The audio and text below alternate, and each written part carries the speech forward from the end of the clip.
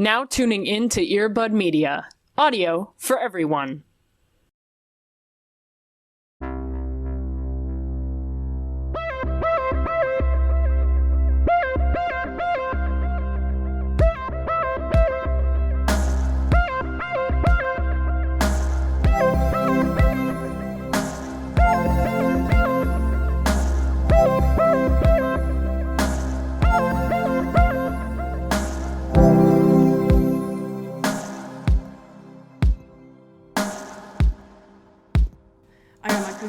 I'm so locked in. Yes, I'm stimming the fuck right now. I'm ready to roll. I will say I'm reporting live from... I forgot this is one of the components of fall here in the Pacific Northwest. We do have the Silent Hill fog. Love that. And it supposedly it will burn off later today. But right now I am reporting from the Abyss. Not sure if some zombies will join us today, but if they do, that'll be a fun little... scary little moment. Yeah, Allie is live on the ground in the mist. Literally. Just looking out for whatever cryptids may come around these corners here. Yeah, it's a fun little collab. It's the mist that makes you old, That's cool that they evolved from, the sea and the beach to, more of the air, like a porous air kind of thing. That's a smart move, Right. It's a haunted collab that they have going on. Yeah. Welcome to Into the Twilight. Mm-hmm. We're here. It's our season. Congrats if you're leaning into all of the Halloween areas. If people are like, oh, I've always loved vampires. Ask them what their favorite 3 albums are. And tell them that you've always been on that grind. Yeah. Gatekeep. This is your time to gatekeep, Right, exactly. I've been in here. I've been in the mix. I've been in here since the last recession. Get with it, okay? Right. How are you? I'm here. I'm feeling those Halloween vibes. I know we briefly addressed Survivor when it started, because it was very funny how it started. Yeah. I do want to talk about it a little more as a happy thing. Sure. Because it is... Everyone on the show is bananas. Absolutely. It is a casting requirement, yes. Yes, right. And they have succeeded, for sure. But there's one woman who really became visible this week after not existing for the first 3 episodes of this television program, and that is Genevieve. And you may be asking yourself, who the fuck is Genevieve? Great question, because out of 3 episodes, she had 2-3 confessionals. She said nothing. Oh. She was not there. People were like, who is this woman? I know nothing about her. She hasn't been doing everything. She's sitting out of challenges. She's just kind of here, right? Confusing. Oh. What's going on? People were like, missing persons report. Where the fuck is Genevieve? Who is Genevieve? She's playing chess. She's playing... And that's exactly right, because episode 4 rolls around, and she is the main fucking character of the episode, and runs the fucking game. Yes. This woman is a lawyer, so she means business and is also not afraid to cut a bitch, right? Hard thing in Survivor. And she is aligned with the most chaotic and frustrating player to watch in the history of the show recently. who did something I've never seen in my life before, in that they had a challenge that ended with a puzzle, as one does. Did not get one piece of the puzzle. Now hold on. Mm-hmm. Yeah. I feel like Jeff gives you one as a freebie. You would think... Well, it starts there's a base, right? And it was supposed to be a flame. That was the shape of it. So it's kind of the, 3D kind of puzzle like that. And it had the base, and he was there, and they got there first. That's also important to know. Now, their team was there first, and this man, who I hate, but he was there for 4 fucking minutes, just trying to fit anything in there, and it was very trying to put a square peg in a round hole, but for an eternity. And every single time he was like, what if it was upside down? It's like, motherfucker, what? And then both the teams lapped them, and they had no pieces. And no one tapped him out. No one was like, hey bud, are you good? He was just floundering. And so this is the man that she is closely aligned with. As someone who who struggles with puzzles. This is so relatable. But also, I've seen Survivor. Yes. Most of them have letters. Sure. That is a starting point. So what do you mean that you didn't get any of those together? And also, no one tapped him out? They just let him slowly drown? Like, one kind of tried, but he was like, it's not worth it, whatever. Like, because I think they were maybe under the assumption that if they lost, they could send him home. That did not work. They did not do that. No! I know. And Genevieve was also in alliance with someone, but it's mostly close to this dude, and was like, you know what? People are talking shit, floating my name as kind of a joke, not even a real thing. And she's like, I'm gonna burn every bridge right now and run this shit and be with my boy, my fail boy, my boy failure. That's your man? That's your man. And there is a beautiful moment in here for the CBS editors and the Survivor editors. I owe you my life for it, because she's laying down and ruminating, and they have a montage of the guy that she is sort of aligned with, but not as closely as the other guy. And his confessional is just, like, morphing over her face. Like, she's in deep thought and being like, I gotta kill that guy. This is over. I'm gonna flip this whole fucking island on this man. And it's the most beautiful, like, 2 minutes of television I've seen in a really long time. It's really magical.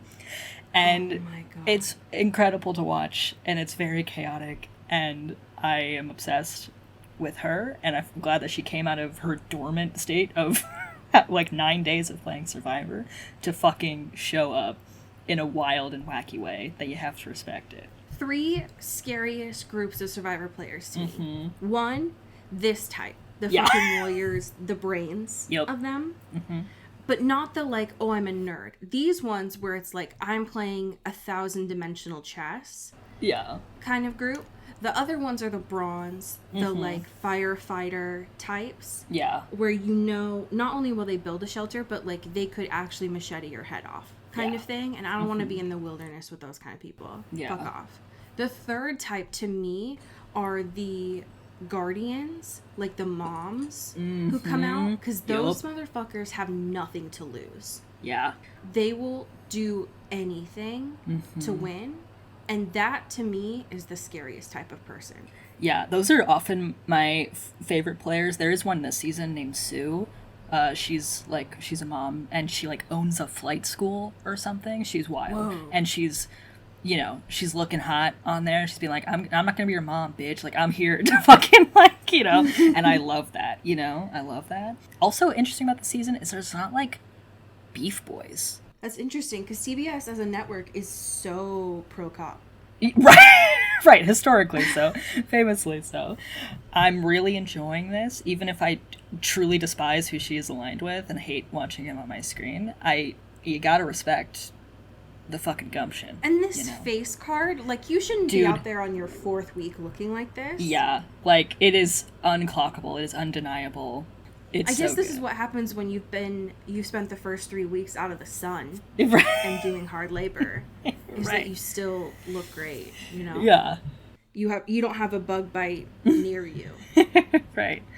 But this is my truth. It's a mother convention over on Survivor this season, and I am incredibly grateful for it. Shout out Genevieve. How are you doing, my friend? Speaking of television shows. Speaking of television shows that are good and don't bring me pain, like the one that we watch for this podcast, I wanted to bring a happy thing this week, but we've already talked about it before, and it's that I'm just an update for the class. I'm watching the Real Housewives of Salt Lake City. Yes, it's as good as everyone is talking about it, but I'm not going to talk about it as my happy thing this week. My happy thing is something that's new. It's hot off the presses. Yes. It's a brand new show that just dropped, and it's literally all my favorite things into one show, and it's called Gastronauts. Yes. If you, like myself, have grown up with the Food Network, but almost all of the people that you grew up with on the Food Network are terrible people now. And their TV shows are unwatchable. I'm so excited to tell you about this because Gastronauts is a cooking show, but it's also a comedy show. that's the best thing about Dropout, is that it's comedy and it's wholesome and it's also a cooking show. So 3 contestants are here, and they're all like really trained professionals, and they have 3 distinct challenges from folks at Dropout. In this first episode, they were a smorgasbord of challenges, like make the most hefty meal, make a buttery dish with a beverage, make a dinner that I can play with, like an action figure. And these very distinguished professional chefs were like, okay, bet. Yeah. I gotta do this in 30 minutes. And the stuff they came up with looked delicious. And it was so beautiful and wholesome. Yeah. I did not know that I needed a food show on Dropout as much as I did. Yeah, I was very curious when, like, the trailer for this dropped, because I was like, okay, different sort of vehicle for content. But, like, the way they did it is so... Like, you're right, it does harken to, like, that kind of golden age of Food Network feeling of, like, let's have a little fun with it. Let's get a little kooky and, like, also still do, like, quality stuff. And having that sort of mesh of some kind of, like, you know, dipshit comedians that are like, what if you just made it really heavy? That's the challenge, you know? And being like, okay, for sure. And I'm going to make you a beautiful, you know, family meal that's going to weigh 6.5 pounds. And just throw it on the table. Like, it's beautiful. Yes. It's a delight. Yeah, absolutely. And having the judges, and I'm saying judges in very heavy quotes here, not be renowned food critics, like love of my life, Alex Guarnaschelli, but be very autistic coded Brennan Lee Mulligan, who's like, you made me a 6.5 pound hamburger helper. Thank you for this gift. I am going to eat it for the rest of filming. Just the entirety of the show. Even though I'm going to eat 2 other courses of food with 3 options each, which in theory is like so much food. And he's like, yeah, bet. I thank you for this gift. Yeah. Having it be not critics, they're just people. Specifically, someone like Oscar, who does not know, or maybe Oscar knows, but is playing up for the bit, like, oh, you made this biscuit in 30 minutes? Right. What? Is this a prank? Did you bring this from home? I don't understand. I don't understand how you made this in 30 minutes. That's wild. Is very beautiful and wholesome. And also just a celebration of craft on both ends, from the judges and the contestants that are there. Yeah. And the food just looked good. It looks so good. I can't stop thinking about the basil man. The basil man. With the just like mozzarella stick arms for that sweet pull to make it look like a, you know, extending superhero. Fucking genius. Fucking brilliant. Having to take that of like, you need to make food that is playable, and then being like, oh, of course you have to do mozzarella sticks because they're bendy. God, galaxy brain. That prompt was the hardest one, because I was like, I don't know what I would have done in that moment. And that was just another thing that I appreciated too, is that they were very like behind the curtain on the fact that 2 of the contestants, who again, very distinguished, great at their craft of cooking, because this is in LA, they've also modeled.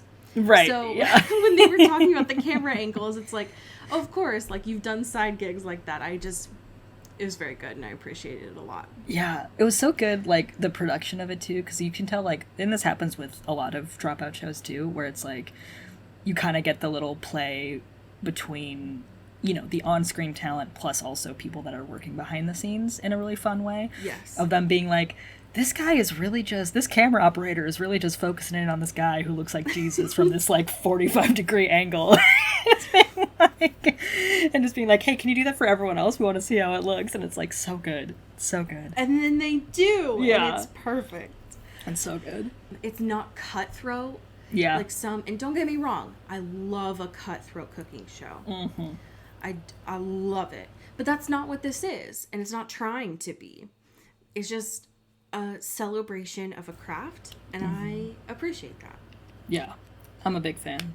I'm a big fan, and I'm very excited to see what else comes from it, which is very good. Hell yeah. I did not realize this would be such a segue into also food in here. But our current event for today does deal with food in the vague sense. Mm. We have not talked about this often, of Paul and Ian's alcohol brand. Mm-hmm. But they have, in fact, dropped a new alcohol to their brand. A brand new alcohol. Thank you to the Rob Report for this piece on it. Breaking news, some might say. Mm-hmm. The Brothers Bond has released bourbon, which is a lot. There's a lot of B's there. Yeah, there's a friends. lot of B's. Yeah, don't trip over those. I don't know why. I thought this had been founded earlier than 2021. Yeah. But okay. Sure. It's bourbon. Everyone knows what bourbon is.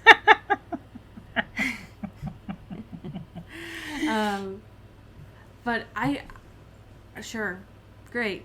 Thank you for this. I will say, when I was looking at the description, the author of this piece, Jonah, thank you, Jonah, for describing it. It reads like it would be a really good candle.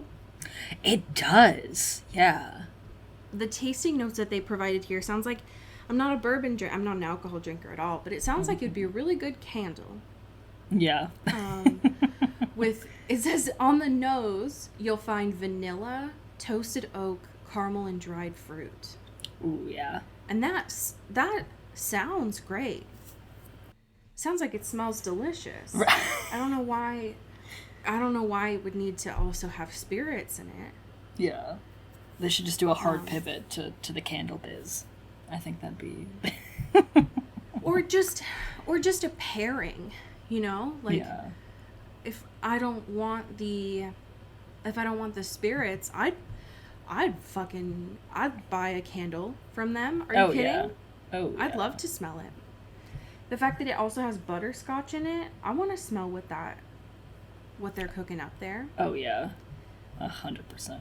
But yeah, apparently it's been chilling for 7 years. I'm gonna be honest with y'all, mainly because I don't drink, so I don't give a fuck. The bottle looks fine. Yeah, it looks like a nice, nice bourbon, I guess. Now that I'm looking at the bottle just up close, just a little bit more, the tree on it is the oak tree, right? TM? Yeah. Yeah, it has to be, yeah. It's gotta be, right? Mm-hmm. I will say, I think this is the first time I've ever looked at their, like, the Brothers Bond website before. It's so, like, fake Southern. Yes, no, for sure. And granted, like, the contact info for it is in Texas, but the photos of it are just, like, we're just two guys. Two dudes. We're just two dudes. And nothing on the front of their website says that we're two celebrity actors who went into business with alcohol together. We're just rugged woodsmen making a product. There's no other. Nothing else going These on. Hollister fucking photos. I'm so done with you two. They do look hot, though. It's kind of annoying. Yeah, like you hate to see it, because they're definitely just cosplaying like that part of Americana, Right? But yeah, it does they work. It's It is working. We're just on these unlabeled clothes in the back of Yeah. a pickup truck. Like, Yeah. these probably cost $500. Go fuck yourselves. Oh my God. Okay, last thing about this website. Why is it only available in 49 states? Ooh, interesting. What is the only state that it's not available Oh my god. I just need to know. Is it like a Utah thing? Oh, maybe. No. Or like, maybe it's Alaska or Hawaii. Yeah, it could be Alaska. Yeah, that's true. Why is their merch $40? Okay, the next time that you see me, watch me just get one of these hats. Oh, I'm gonna get a trucker hat. This is Brothers Bond on it. Fuck yeah, brother. Hell yeah. What the hell is the difference between a dad hat and a trucker hat? These look the same. Trucker hat usually has like the mesh in the back, no? Okay, I gotta stop. They're gonna definitely send me. Yeah. They're gonna definitely send me You've lingered emails. too long. They've got you. They got your number. I've lingered too long. They're gonna send me like Black Friday emails being like, "Hey, you want this trucker hat, right?" And I might. Never worn a hat in my life, but I might. Never worn a hat in your life? Other than like softball visors.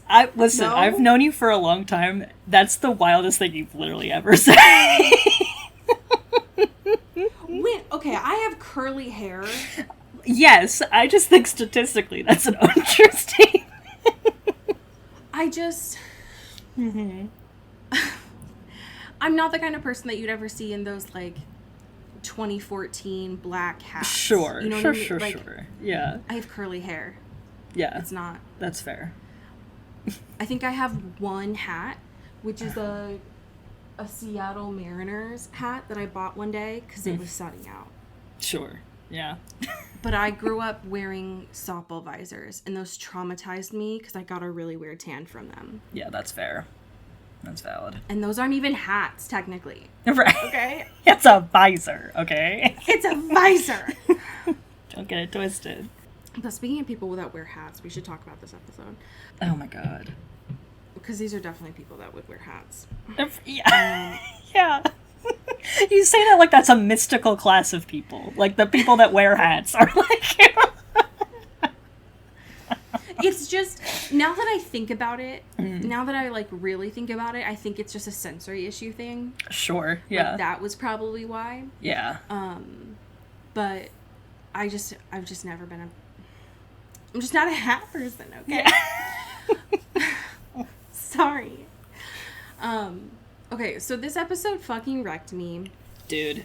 And that's saying something because last week was all like Rebecca's trauma dump, and that was pretty sad. But which is funny because they gave her like, 10 pages of dialogue, and then they were like, "We're just gonna kill you this episode, cool?" And she's like, "Okay, bet." Yeah.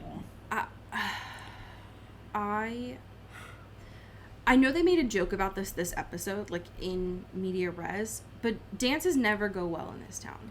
No, like, have we learned nothing? I think we should just have a moratorium on parties, dances, any sort of large-scale event. I think we just, put a pause on it till we figure this shit out. Until we just figure out what the fuck is going on. Correct.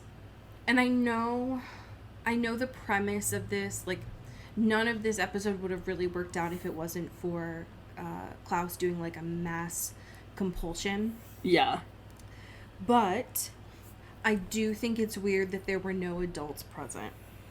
Yeah, it's here's this just very normal, mansion house party with a band that's performing. And it's cool. Yeah. If we can't have the dance at the school, let's just go to this stranger, basically, his house, where there's no supervision. Awesome. Because it presumes a lot of different things. Was Klaus doing the sound check with this band at Tyler's house? I need... Yeah. I need a couple of different answers. Yeah, there's a lot of logistical questions it brings up, which is funny too. Of when I think it's Caroline who comes in and she's like, "Motherfucker, how did they plan a better party than me in 30 minutes? This is so fucked up." Her whole thing this episode was great. She was just, her blood pressure was so high. Yeah. She went from Tyler being like, "Can we just go? I really need a drink of blood. Mm-hmm. I'm really hungry." And she's like, "Motherfucker, if you're gonna date me, you gotta get with, one, my friends. And also, you need to understand that I don't fuck around when it comes to decorating for events." And he's like, yeah, sure, whatever. I'm in my fuckboy phase. And so she was already stressed out. And then she finds out that the gym flooded, question mark. And then to find out that Tyler, in the matter of, again, maybe 30 minutes, has put together a massive scale event. And she's like, I'm gonna flip a lid. I don't understand. Have you been planning this against me? Are you working against? Are you my enemy? This is all I care about. I put on my resume to colleges that I'm an event planner. Right. Why do you hate me? Yeah. This is an attack on me her and my out. integrity. Yeah. And then she doesn't even get to enjoy it. She doesn't even get to play beer pong. Yeah. He knocks her out. That was so vile. Because I know, listen, Tyler is on his bad streak, right? With the whole being tied to Klaus in this way, which I get it, whatever, hybrid, okay, like, live your truth or whatever. But, like, also, Caroline was, like, not involved in this plan, you know, at all. They were like, listen, you have fun tonight, girl. We're going to do our cool vampire stuff over here. You just have fun. We're going to figure it out. You don't have to worry your pretty little head, right? And he's like, you cannot be trusted. I'm going to fucking profane the fuck out of you and drag you down. And even Matt is like, that's a little far, right? Like, you could have just said maybe go home, you know? It feels like a little intense. And even she admits, like, I would have not gone home. Yeah, like if there was trouble that she knew. Stars. That was so good. So, and I understand. I was worried. Yeah. At the moment that he was doing it maliciously. Mm-hmm.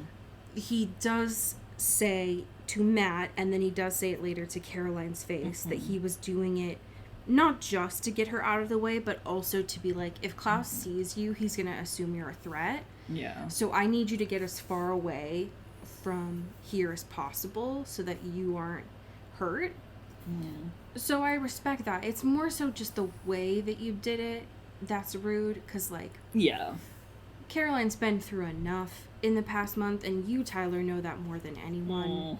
So that's rude. Don't like that. Yeah. Hate it. There was a lot of, and I feel like this is always true in this show, but there were a lot of things this episode that people were not saying to each other, and secret little plots happening. I think that the way they shot it made that interesting, even at the jump of them being like 1 hour before. Right. Like, I was a little nervous. I was like, oh no, like this is gonna be a goofy, like, you know, here's how the heist all came together, right, gang? You know, kind of thing. But it actually really worked in a way that I was not expecting. Like, this episode was kind of a banger in that way of, like, kind of, you know, predicating on assumptions that you are making of the characters and what they are doing, plus having the real reveal and, like, kind of rug torn under you, or, like, playing with, like, the expectations of that, plus, like, what actually is going to occur, which was very interesting for everyone involved. I was gagged at several points, being like, okay, let's do a little mini, not like a full-time jump, just a little, like, here's what happened literally 2 hours ago when we were talking about this plan, and here's also us reflecting on the plan in a way that's like, haha, you thought so.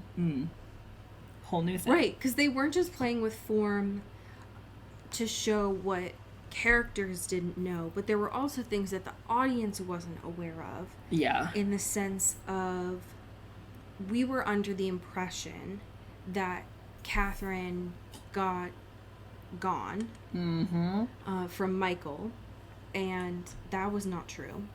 She was just in hiding. Which, of course, like, it would be in the writer's worst interest to kill that character. She's far too interesting. Yeah. But one of the main plots of this episode is that Damon has something up his sleeve that he is not telling even Elena this whole time. And, like, there's something that they're obviously keeping from Stefan that they have to. Yeah. Because of his compulsion to Klaus. So, yeah, like, he's a liability for sure. Yeah. He's always been a liability, but especially now. But Damon's not even telling Elena, and he's being super secretive about it. As like, as long as you trust me, then you have nothing to worry about. And it's like, girl. Yeah. Also, where have we heard that before? Right. But there's so many like minor betrayals this episode of Elena going and like yoinking Rebecca after that super emotional dialogue that she has. What a 1-2 punch, right? Because it's like, and that's just something from last episode of like, it was so hard for Rebecca she was refusing to kind of believe what her trauma is kind of based on a little bit. Mm-hmm. And she has this whole sort of breakthrough, or at least like acknowledgement of the thing, and being like, fuck it, like I'm gonna take this into my own hands, like this is what I have to do, like I'm not gonna feel afraid anymore about this, like I know what's right and all of that, and like in a beautiful way. And Elena's like, cool, love this for you, love this personal growth, however I am going to murder you, bye, sorry, can't risk anything. Whoopsie. It's like, damn, okay, fuck. And she had just gotten off the heels of telling Klaus to come, like, I've seen all this with my own eyes. Yep. Admitting to the fact that she's playing a part in killing her brother. Yeah. In a sense of, like, bringing him here. And now Elena, for the second time in an hour, has daggered an original. Yep. And she's like, damn, dog. But this is the one that she actually feels guilt about, because Michael had asked her. Yeah. And knew that he wasn't going to stay yoinked. Yeah. But that one sucked so bad, because it was like, why do you care? Last episode, it was like, Rebecca, why the fuck do you care about this homecoming dance? You know what I mean? And now, it was like, all right, girl, okay. It was so bad. It sucked. But I get it, because she would have been a liability. Yeah. During this whole thing. So, I believe it. This is the second episode without Jeremy, and that sucked. Yeah. He was mentioned by Bonnie. Their moment hurt, but I am still on Bonnie's side. She is right. In the sense of, it's really hard for Bonnie to talk to Elena. Mm-hmm. She can't be mad in the way that Bonnie is. I was like, absolutely, yes.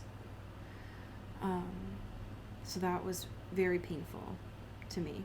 Yeah. One of the things I really appreciated about this episode was that as many times as I laughed, I feel like they hit the comedy beats in this as much as they hit the emotional beats. Yeah. Like, there were moments where, you know, like, Stefan popped into Damon's room and was like, I need better ties for this. Mm-hmm. And Damon, like, slapped a grenade out of Elena's hand. And it was so, like, unthinking and lighthearted.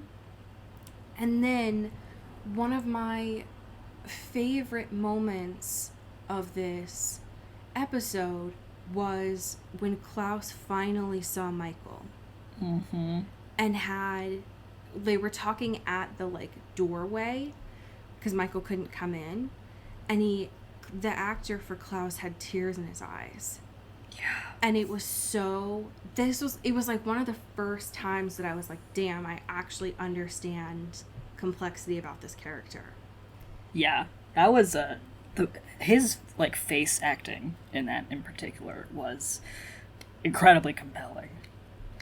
I can't believe that it's taken this long. Yeah. But of course it would happen when he's interacting with his father in the present time after 1,000 years. But for him, that actor understood what to do in that moment. And I was there. I fully was immersed in that moment. Him and I know that they don't film chronologically, but like to watch it as a viewer, to be like, Klaus was like fully immersed in playing beer pong. Right. And then a second later is like, oh, I have to go interact with my dad for the first time in 1,000 years. And I'm going to hold it together, and I'm going to pretend like I don't have emotions, but I do definitely have tears in my eyes. Right. It was very important to me. Yeah. And them trying to be like unstoppable forces. Because Klaus fucking brought 2,000 hybrids to this party. Yeah. And was trying to pretend like he's a boss. Yeah. And then Michael was... one of my favorite moments of Michael this episode was him being like, yeah, sure, you can control them or whatever. You can make them try and rip me apart or whatever. But they can be compelled by me, actually. So... it's such a... The dad actor is so wonderful. Like, Michael in this is so... He's so good at being that kind of guy, right? Obviously, you get kind of where Klaus kind of gets his whole deal a little Literally. bit. And it's like... And being like, okay, sure, like, you can do whatever you want, but, like, you're still never going to be fully great, right? Like, you're always going to be holding yourself back in a way because of your own bullshit. And that makes you weak, and it makes you, like, not as good as, like, someone like me who's running shit, you know, in a way. And to have that sort of be that dynamic between them when he is obviously trying to, like, both impress him but also spite him, right, for his own purposes, is fascinating. It's so good. It was that dynamic that... I can tell both of the actors have read King Lear, but I know in my soul that both of those characters burn every copy of King Lear that they've ever seen. Yeah. Because they're like, that, it's actually trash, like, that's a really bad piece of literature. Right. They don't know, he doesn't know what the fuck he's talking about. Exactly. Shakespeare's full of shit. It was very good. And I was there when he wrote it. He's a hack. He actually didn't write it himself. Right. He stole it. I fully expected, because the fact that Klaus had mentioned earlier on that this was supposed to be awake, I thought it was going to be more fun. Yeah. But I guess it shows more of how Klaus thinks of his dad.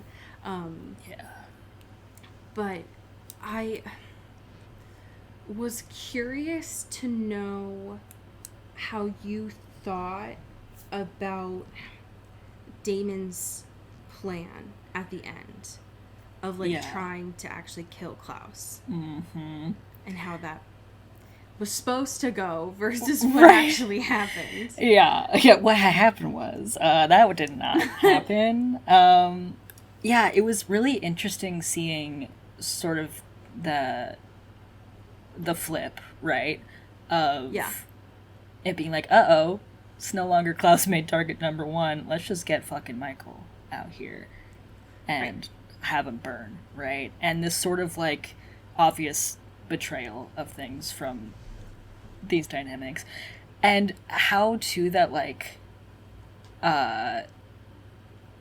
intensifies his relationship with Stefan, and how that is. Plus, like, oh, you did it, champ. You did everything I asked you to do. Now you are free. Go, right? And Damon's like, fuck this shit. You're annoying. You're coming after my whole thing. This is stupid. I'm trying to help you.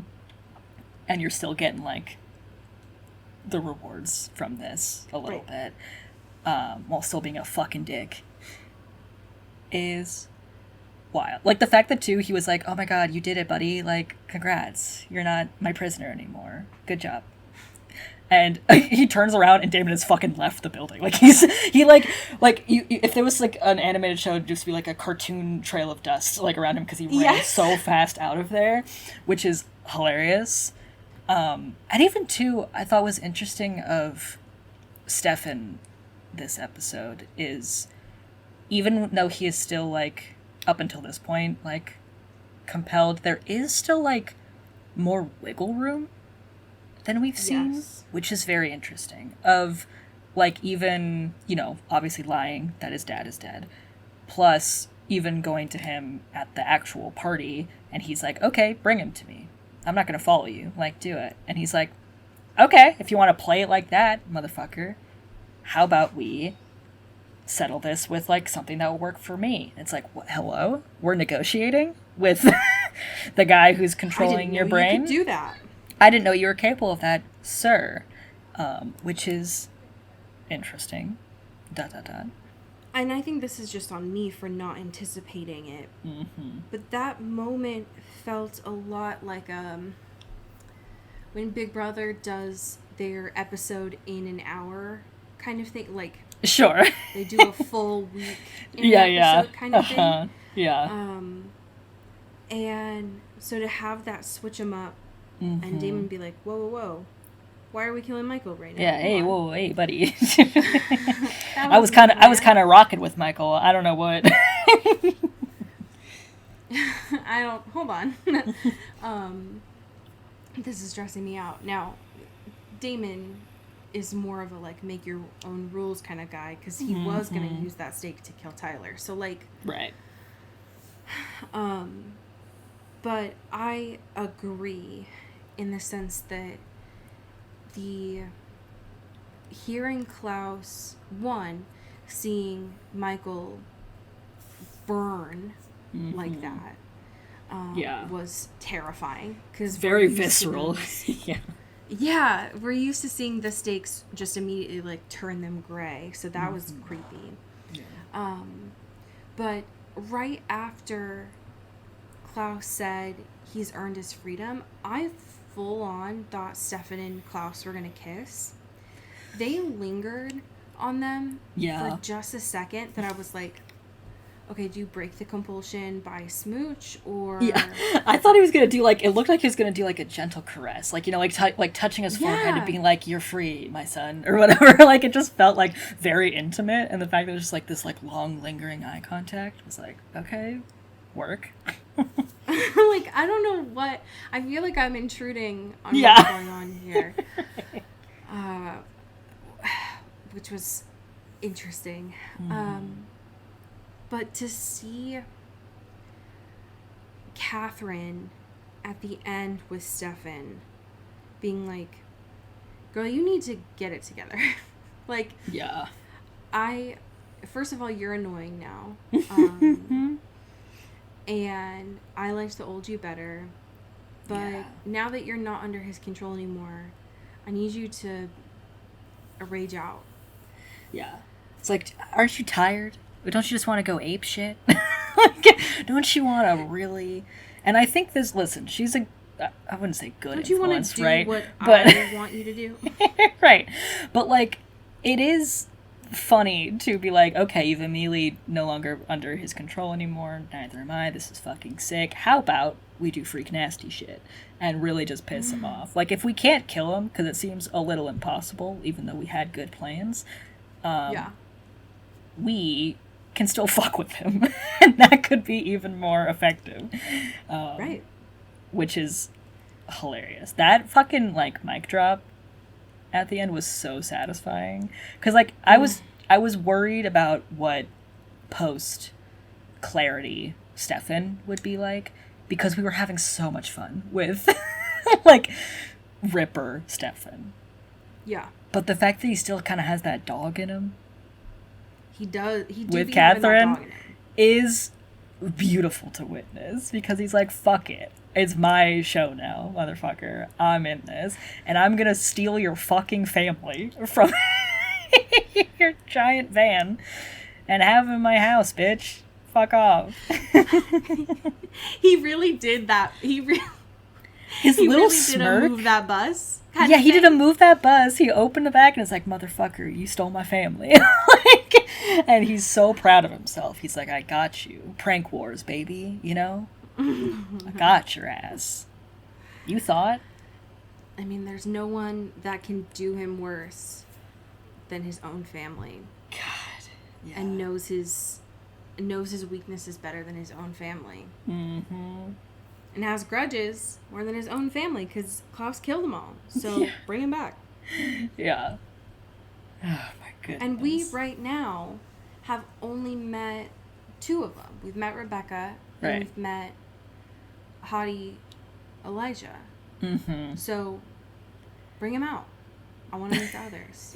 Yeah, let's get a whole, just, like, really stressful Thanksgiving going on here. I want to see them and understand a little bit more so that Klaus stops coming into my neck of the woods and making hybrids out here. Yeah. Stressing me out. Why is he coming to Portland and Seattle and making hybrids here?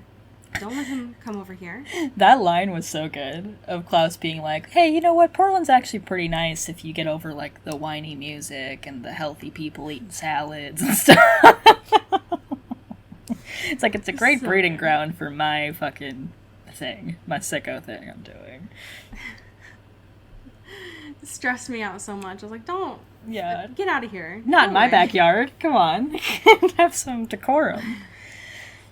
Oh, there was You're not also a supposed really to be good... over in these parts. Yeah. There was a really good line read from Stefan that I was obsessed with earlier on in this. That was when they're getting ready for homecoming. And he's like, I'm 162 years old. I'm going to homecoming. I need some better ties. Like, you guys gotta pull it together for me right now. It was I love so... it. It was so beautiful. I cannot imagine going to that many high school dances. Are you God, kidding? yeah. Yeah. There's no way. Yeah. Not enough money in the world. There's absolutely no way. Last thing that I desperately need to know about is your thoughts on Elena and Damon Oh my gosh. at the end. Yeah. Listen, it's building. It's building. We're here. She And- would not stop looking at his lips. Yes. And touching his face. I can't with these two Like, anymore. girly pop, I love you. And I love this. Don't get me wrong. But, like, you know, hold it together a little bit. Your boyfriend just got back to life after, like, kind of being a zombie for several weeks and months. But whatever. Chase your bliss, for sure. But the fact that she's, you know, having this sort of kiki with Damon and being like, like, maybe it's time, you know, that we let him go. That we just don't, like, you know, we've done what we did and need to do to make sure that he's good. Even if it wasn't the exact way we wanted it to, it still ended in the same result. And what if that's it? What if we just give him that and let him go for our minds? And it's like, hello? I can't wait for next episode to start right there, and then Damon kicks down the door again and just keeps staying at the Salvatore house. Yeah. He's like, so I'm allowed to, like, I live here now, right? Like, we could do the cool over-under blanket thing that we've been doing, you know, we could just, like, that's a fun little routine for me. That's exciting. You know, could be fun. Roomies? Could be good. Lovers? Who knows? It's been worse. Yeah. You know what I mean? I'm so fucking stressed out. Next Yeah. week is called The New Deal. Oh my god. So hopefully Not right with this that, hand we're finally touch. doing our obligatory history episode. Yeah. But this screen grab of Elena with her hand on Damon's chest is going Yeah. to send me into space. Yeah. These two are always touching now. Yeah. They're so physical. And I'm not complaining. I'm just really stressed out about it. I just need a little bit more closure Yeah. on, like, is she over Stefan? Or what's up? Yeah, these two are the queens of not talking about their feelings, being like, this is fine, let's just do stuff to feel instead. It's like, you guys are delusional together, though, which is cute. But, goddamn, it's freaking me out. Why does no one in this town communicate with each other? I hate it so much. But I'm very excited to see Klaus's family and for them Yes. to just whoop the shit out of him. Yeah. It is much needed. They just do a full roast. They just produce a roast. It's like, this motherfucker kept me in a coffin. They need to for give him hundreds like of a years. full-on intervention of like, we've been dead for what, 90 years, and you go full-on fascist. Yeah. Gross. What happened, bud? Embarrassing. What's going on? It's nasty. But I'm very much looking forward to it. We have some patrons to thank. Would you like to start us off? Absolutely. Thank you to Callista Lockwood. Ooh, thank you to Sean Salvatore. Ow. Thank you to Megan Pattinson. Ooh, thank you to Katya Karp. Ow, ow. Thank you to Ashlyn Vogel. Ooh, thank you to Genevieve Morgan. Pew, pew, pew. Thank you to Danielle Burke. Ooh, thank you to Janae Bennett. Ow. Thank you to Sophia Salinger. Ooh, thank you to Dan Zeklos. Ow, ow. Thank you to Emily Ozera.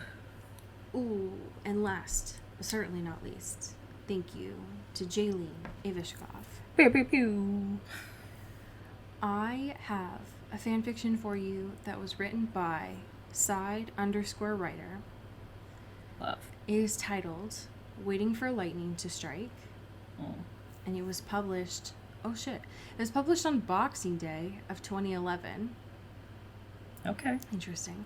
The summary is 5 moments of Elena's life post-Stefan follows on from this episode, 309. Okay. And the third drabble is such. Damon moves erratically around the place, zooming from room to room, and she watches him as best she can with wary eyes and troubled heart.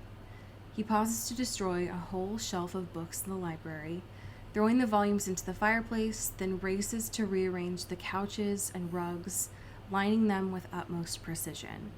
She realizes she cannot put aside the Stefan-shaped well of emotions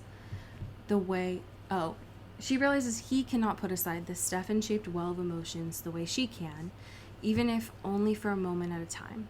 He cannot help save her too. End scene. Okay. And there are 4 other drabbles on here for folks. Damn.